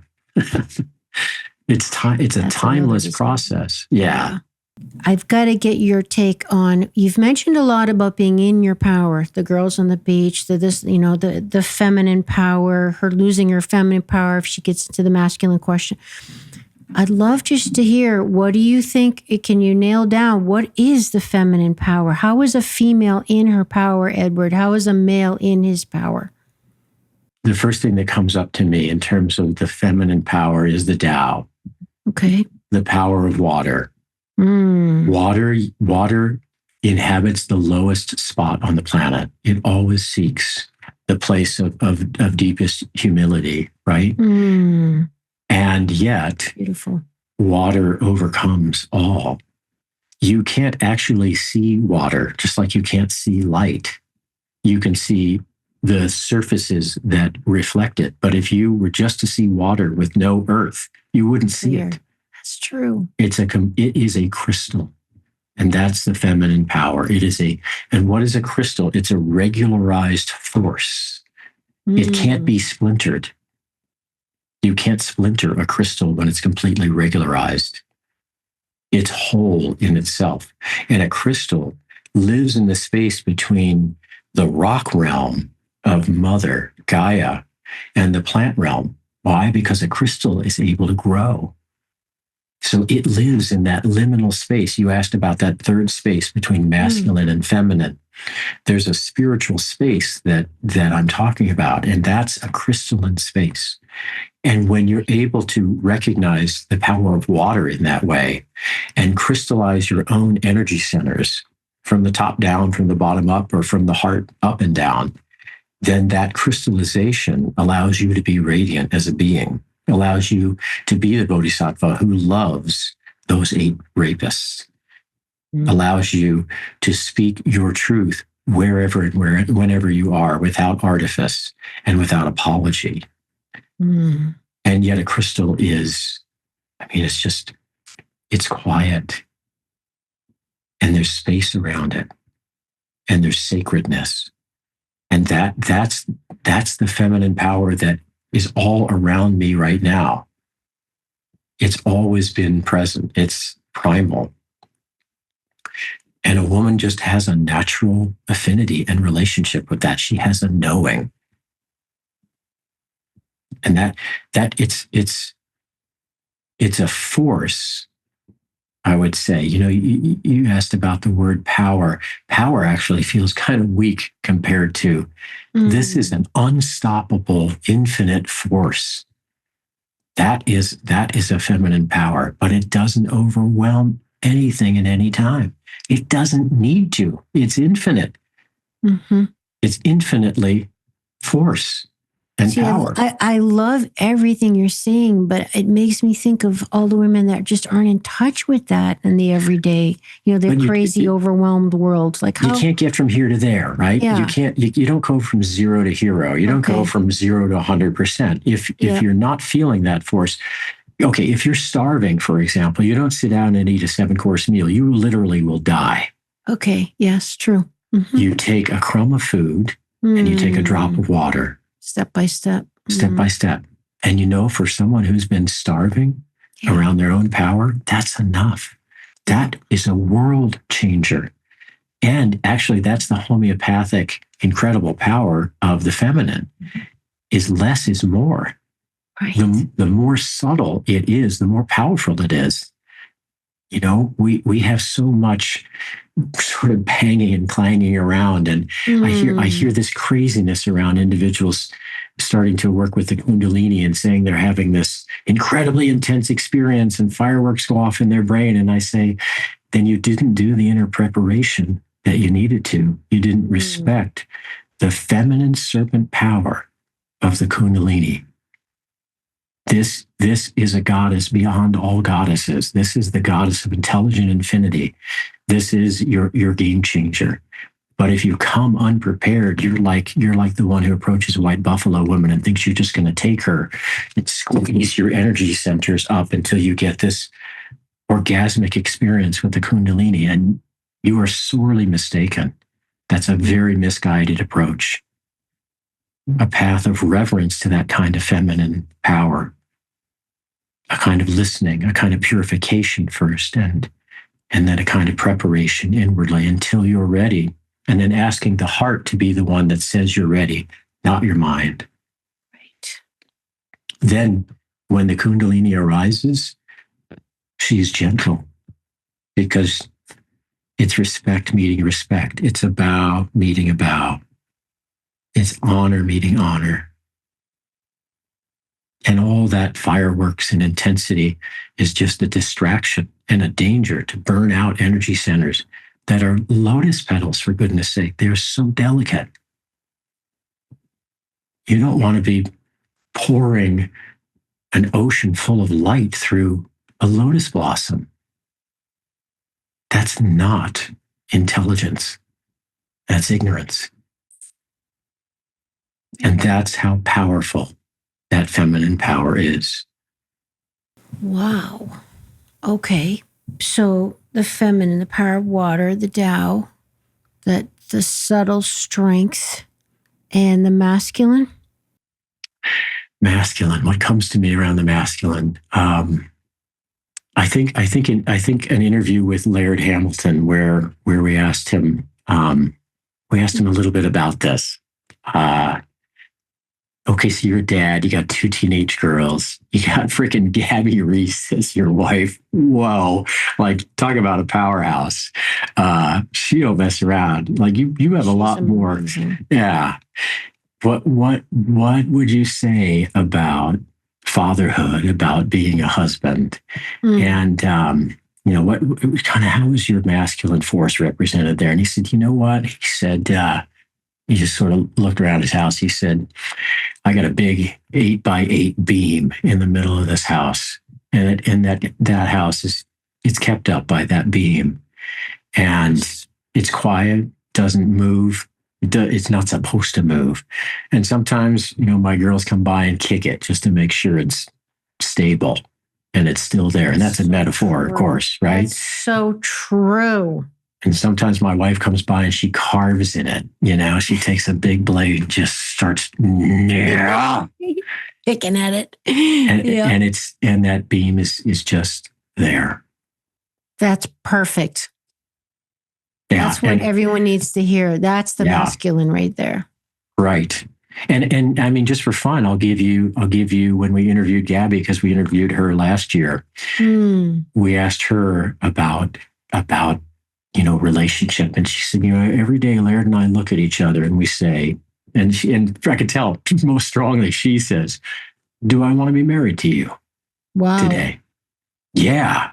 Wow. But how beautiful and freeing and true does a conversation have to be to just be, do I want to be married? And okay, so we've been together for how long? Dozens of years, whatever. Yeah. That doesn't mean anything. Wow. Today is today. All of that is now not here anymore. And very so here brave I am. To ask that question. Very brave. So that's the masculine in a woman. Wow. And Laird himself has incredibly feminine qualities in the man. So I asked him about, I can't remember exactly how I phrased it, but I got shocked at the answer. It was something around, his destiny. Like, I think it was, I came up with this idea around a 200-foot wave question or a 500-foot wave. Like, so you've surfed a 100-foot wave, but what if you saw a 200-foot wave? Well, imagine that there is a 200-foot wave in your life. What is it, Laird? And he said, I just want to be able to look back and know that after I die, that I've done the things that I needed to do. And I'm paraphrasing it in the worst way. I'm bastardizing what he said, and I'm sorry, Laird. But I'll try to convey the mood to you that basically that what I did and what I offered is worthy of being received in the hereafter. I just melted. Wow. Yeah. Wow. I mean, that's a feminine quality of the mystery, right? The unseen. Yeah. This place of the womb. It's, you get beyond the lightness of the clouds and the sun here, and you're in the womb of creation. And if that's where I go, I just want to know that what I did was worthy of where I am now. I think that's a prayer for many of us, that my life had value and meaning. It helped somewhere, someone, something. It had purpose. I know that's why I live. Sure. Yeah. So that's such a feminine quality, right? Yeah, but I don't know, maybe in our world it's common. I think I know a lot of people who have that same objective, that we want to contribute and feel like our life had meaning and value. I think particularly it struck me because here's a guy who surfs 100-foot waves, who's been carved up by his board and bleeding and then goes back out there. Death. If you watch his exercise regimen, you're just like, okay, that's not feminine. There you go. Yeah. Right? Yeah. And yet this is his most sacred value, being a father, being a husband, and being someone who offers something to the world that will not have anything to do with him. Right. His name's not on a plaque. That's not what he's looking for. Right. Yes. Super inspiring. Well, I know we are just completely so out of time. There's so many things I'd like to just circle back on, but to bring this full circle and to let you go, we started talking about the darkness retreat, and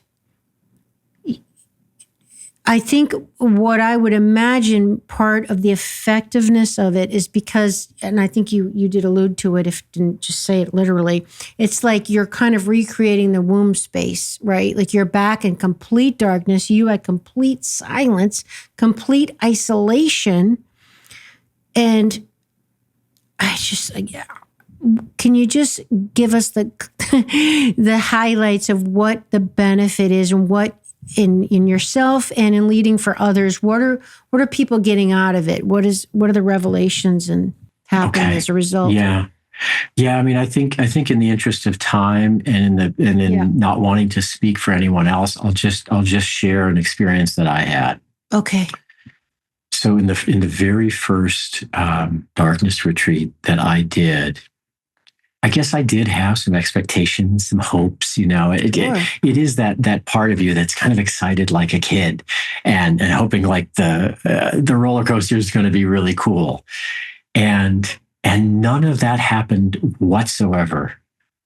Nothing happened. Actually, I would just say nothing happened. And while I was in that, I was sort of waiting for something to happen. And nothing continued to happen. And I got to the end of the days I was doing it. And this was with my men's council, men that we have a very close bond and deep trust. And wow, some incredible love and safety there. And so I came out of it, and we were beginning to share, each of us, what our separate experiences were of it. And I was waiting to go because I felt a little embarrassed, felt sad. It's like, I'm just going to say nothing happened. And so I let the other men go. And when it came around to me, when I opened my mouth for the first time in my life, I was feeling and talking from my 5-year-old self. Oh. I was completely So before I told you about basically being a woman in a dark retreat, totally unexpected, but absolutely wanted. And this was the children part of that. This was the 5-year-old who I was pretty silent as a 5-year-old. I was in a pretty dark place. Oh. And so here I was in a group of men, surprising myself by not only being able to feel that for the first time, feel that energy of feeling 5, but speaking from that place, not even like me as an adult talking to that 5-year-old, but talking as that 5-year-old in me. And I was blown away. And I then recognized, oh, that nothing that was taking place. Wow, was that something? That was all something when I was like in a beaker cooking under a very quiet, low flame, and I didn't even know it. And that, I think, is again the subtle feminine power of it doesn't seem like anything's happening. It's the seed that's growing under the ground. So how did you just all of a sudden recognize I'm speaking as a 5? Like, how did that happen? Oh, yeah. You heard yourself saying stuff? Yeah, because I'd been this men's council, I'd been meeting with them regularly for years. And so they knew me well enough to know like something was happening, and they're just quietly, reverently holding that space for me to express. And then once they get on, this happens in a group that's really harmonious with each other. Once you get on the same wavelength of the speaker, then you can start to like be, you know how it is when you're in college and then one woman actually sets the pattern for the menses. Yep. In a dorm. Yep. It's the same with men energetically when there's a receptivity. Wow. They tune into the rhythm of the man who's speaking. There's a rhythm going there from my 5-year-old self. And then they can actually talk to that 5-year-old from a place where he can respond to them. And they're smart enough or experienced enough to wait and to listen and to feel until that man has shared enough to where they're feeling like, okay, I'm in the wave with him. And now I can ask a question of that little one that's going to be part of what that little one wants to be asked. Amazing. Wow. Yeah, it's beautiful. And so nothingness turns out to be like that womb. Like the womb is just there right now and nothing appears to be happening. And yet the potential is always there. Everything's happening. Everything is happening. Like David White has the poem, and at the end he says, everything is waiting for you. I like that idea. This is truly amazing. I hope that with my women's group container, I can create something that would be even remotely as powerful as what you've done, Edward. This is Oh, you can. remarkable. You can. I mean, women just come by this naturally.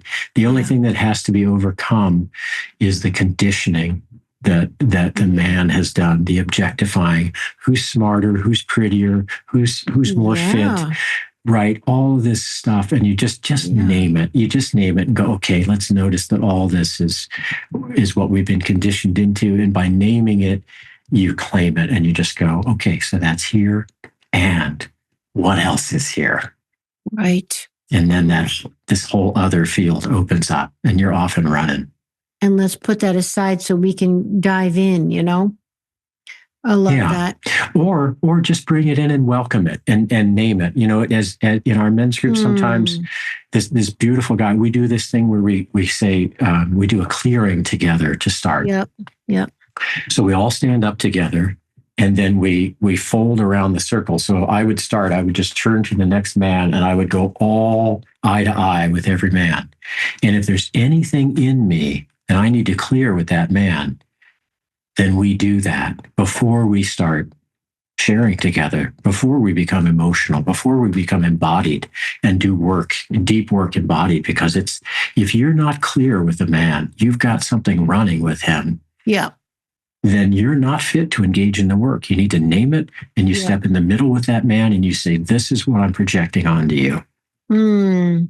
So And looking eye to eye, and it comes up if there's something there, and you have to address it right then and there. honestly Yeah. and bravely. And the men hold the container that are standing around the two of you, standing in the middle. And the one who's naming it is naming, this is a projection. Mm-hmm. I own this as a projection, and now I'm going to name it. But the cool thing is, if the man who's receiving that projection, first of all, he puts on a kind of a spiritual armor to say, hey, this is yours. I'm a mirror for you. But at the end of that man's process that had done the projecting, that man says, these are the pieces that you shared that I say yes, and I own in me too. Oh, okay. And then each man makes a resolve to do what's called a stretch, where they say, between now and next week, I'm going to do this thing. And it's specific, it's measurable, it's achievable, it's timed, and he's accountable to all of us. That by the time he gets into that circle the next week, he's done that thing that takes him the next step in his journey. That's why I was saying when you said, oh, like women are at 0, how do they get to 100? They get to 100 by going from 0 to 1. Yep. That's what we do in the circle. What one specific thing? Because lots of times, even after years, men will go like, I want to work out every day. And we just look at the guy and go, okay, so we asked it to be realistic. Yeah. You haven't worked out in 3 years. You want to fall over and die? How about once? And how about for 15 minutes? How about you take a walk, bro? So this is where our love for each other is like, okay, let's be real. Yeah. You haven't read a book in 15 years, and now you're going to read 3 before next week because you're so excited. That's great. Try a paragraph. Right. That's a win. Right. It's enough. It's enough. We sometimes don't think we're enough. In fact, a lot of times we don't. We don't think we're enough when we're doing something. And then what's even harder is we don't think we're enough when we're just relaxing and being. That's the real test of whether we feel like we're enough. That's why I love that David White poem. I think it's called Enough. These few words are enough. That's what he says. And it's like, can I just do nothing in that darkness retreat? And is that enough? Can I be okay? And feel worthy. You don't have to earn it. Yeah, there's nothing to earn. You're a piece of creation, and you're also a creator. Holy Moses. Yeah. Yeah. Just celebrate. I like to say I'm a reformed people pleaser, and it was, earning that was a big lesson I had to get over. So this is spot on, Edward. Unbelievable. Wow. Okay, I hate to do this, but do you have any final thoughts? I have a lot, but I'm going to go ahead and let you go back to your lovely wife. I know it's a Friday evening, so any final thoughts to make you feel complete as we wrap it up today? I have a feeling of gratefulness in doing this piece of work with you. I find you very actively receptive, as we said. And I feel that I was able to really deliver the finest that I have because of your receptivity, and that's a very special thing. There are a lot of podcasters who have a lot of ideas and a lot of things to share, and that's part of why they podcast. And it takes a lot to have a balance of being able to really receive and draw out the best of the person that you're with. And I feel that you really did that for me, and I thank you. Oh my goodness. I didn't expect that. Thank you. It's my honor, my pleasure. Thank you so much. I will receive that. That's wonderful to hear. And this is just probably one of the most powerful shows I've ever done. I mean, and honestly, I didn't get to a lot of the questions I was planning on asking you, but we just dropped in and it's all perfect. And you obviously are a tremendous resource for people. So I know you've got lots of things to offer. Please share with us how we can dive deeper. My website is just edmundknighton.com. And what I love to do the most is really serve people who are in a place where they're looking for transformation. And so I do private counsel work with folks all over the world. Yeah, and that's online. Yeah. Yeah. So, and I also meet with people in person. My postdoctorate is in family systems, so I love working with couples. And I got to see as a child before I left the home at 15, my parents had each married and divorced 4 times, and so Wow. I got Each. got to really experience, what is this thing we call marriage, and I've been blessed to be with my wife for 35 years. She's been the only adult relationship, that I've had, and I don't know how God graced me with her. But I was just going to say, Moses. how did you get so damn lucky? Exactly. I mean, how did you meet her in kindergarten? I met her actually when we were both elementary school teachers. And she thought I was gay because I had this golden hair all the way down my back. Wow. And I had this like homemade, I loved the color pink. And so I had this bright pink linen tablecloth turned into pants. And her brother was gay. And so I did. Oh my God. And it said, laugh, laugh, laugh all the way down the pants. It was uproarious. That's fun. And I was the only male in all female school and elementary school teachers. And so she was just dead on thinking this guy is straight up. He's gay. He's just like my brother. He's my brother's vibe. She was married at the time. And I was just beaming at her, just smiling at her, this big smile. She's just like, oh, God, he's so gay. Yeah. And I'm going to have a sweet friend. But I was not thinking what she was thinking when I was looking at her. No kidding. And I didn't know in that moment that she was married. I was just thinking, oh boy, here we go. Wow. And so it took a little navigating to dissolve that marriage with her husband. And, but I just said to her, I'm not going to be in a place of dishonoring your marriage, even though this guy's a philanderer. It's about me. It's my honor. And so as soon as, when you guys are done, I'm in. I'm all in. And so it was just so beautiful. That's how we met. That's amazing and so inspiring. I look forward to meeting her one day. She's a fireball. This is so incredible. What's her name? Jennifer. Jennifer. Perfect. Yeah. All right. So, Edward, you have a darkness retreat and you've got a seminar coming up in February. So share that. And this is in the show notes, everybody, his contact info. Yeah. I've not traditionally been good at promoting that's okay. things. I'm going to do it for you. I appreciate that. I think it's inspiration.org. Inspiration is a sweet word, but it's not well known. Inspiration is an organization. It's a 501c3 that you would probably love looking into it because there's something called Dharma Body and a woman named Lamara, who's a very, very powerful presence, works with, I'm a member of the board on this organization. And so she works with women to help empower them. Cool. And so there's a lot of beautiful things for women on that site. And then we also run men's groups out of there. And then we run co-ed groups. And so the Darkness Retreat is a co-ed. It's open to everyone. You don't even have to assign yourself to. You can be an alien and come and join us. So that'll be in Snowmass in Aspen. Okay. And that's October 2nd to the 6th. And if you go on to inspiration.org, I think we called it the Turning Point. And it's for, again, individuals who are really looking for transformation. My partner, if you think you had fun with me today, my partner, Timothy Tillman, is just a beautiful, beautiful human being. Wow. Depth. Cool. And incredible skill. Hakomi practitioner, Zen meditant, and just an all-around amazing human being. He's been on this planet for a long time. He's definitely an elder.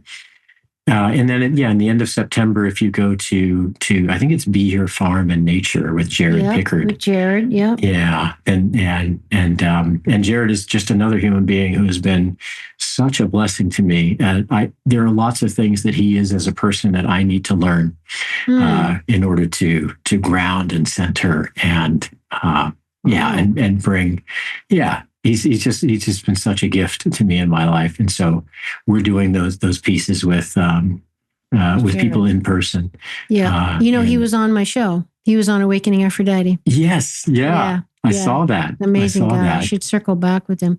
And then you got the thing in February of 26. Yeah, the thing in February is we call that being human, and so it's the idea is to look at either the raw material, the law of one, or any esoteric works, and how do we make them practical and bring them right down through the body. And so I give exercises to individuals, and basically, for a lot of people, Steiner or the raw material has been impenetrable. They find it really difficult, right? And so what I do is I translate the material, I reword it, and give a new picture of it that's more modern, still staying true to the text, and then give exercises to help them actually experience what these thoughts are, so they can have these things as a possession themselves. They don't have to rely on what I'm saying to them. They have their own experience. And we get online together and we have deep drop-ins, and I'll offer something perhaps for 10 or 15 minutes.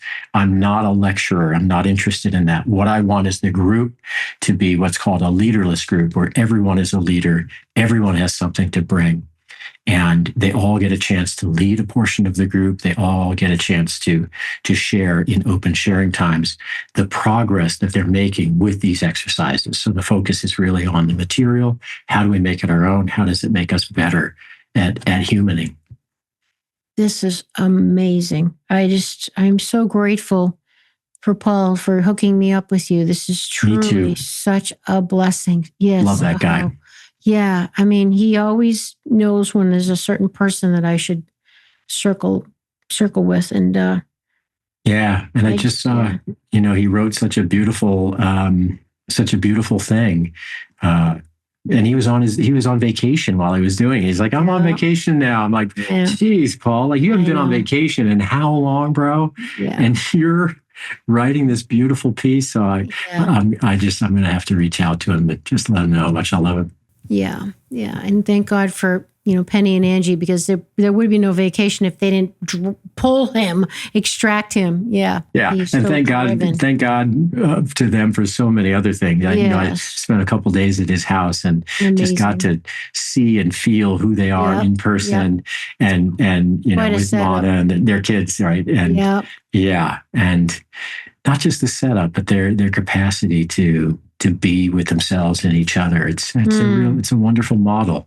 Mm-hmm, mm-hmm. Yeah. That's what I meant. Like the whole experience, their whole, it's like they got their own island, They do. It's more like a mountaintop island, right? Which is very inspiring.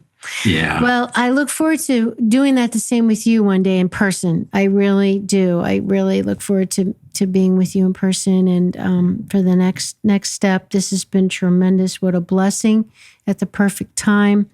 And everybody, the contact info for Edward is in the show notes. Edmund is in the show notes, and you can reach out to him, and hopefully I'll be even seeing you there, because I'd like to take that course next spring for sure. It'd be wonderful to have you. Okay, amazing. Yeah. All right, everybody. Thank you if you're still here. Thanks for being here. Make sure you share the show with somebody who you think would enjoy it. And we'll see you next time on Awakening Aphrodite.